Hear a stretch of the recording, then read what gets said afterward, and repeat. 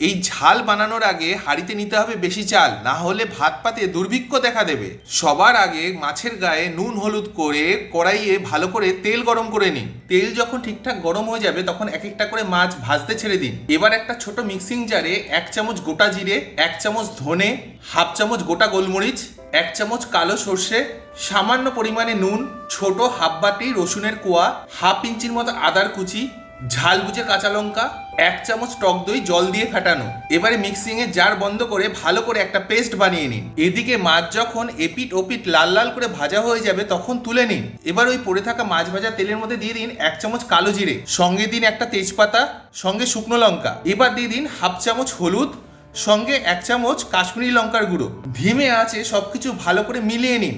তারপরে দিয়ে দিন বেটে রাখা আয়ুর্বেদিক যন্ত্রমন্ত্র পেস্ট। এবার ধিমে আঁচে 5-7 মিনিট নাড়াতে থাকুন।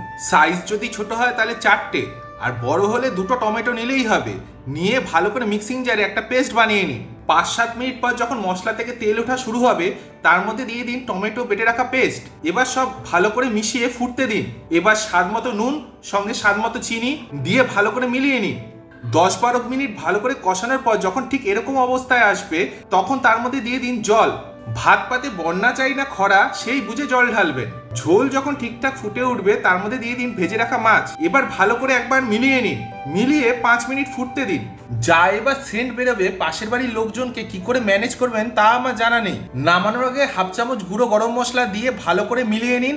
এবার নামিয়ে নিন ভাত পাতে যুদ্ধ করার জন্য। পেঁয়াজ ছাড়া এরকম রেসিপি একদিন বানিয়ে খান, যেমন টেস্ট তেমন স্বাদ, পুরো ভাতের পাত হবে কাত।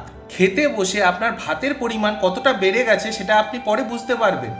একদিন বানিয়ে খান রুই ঝাল।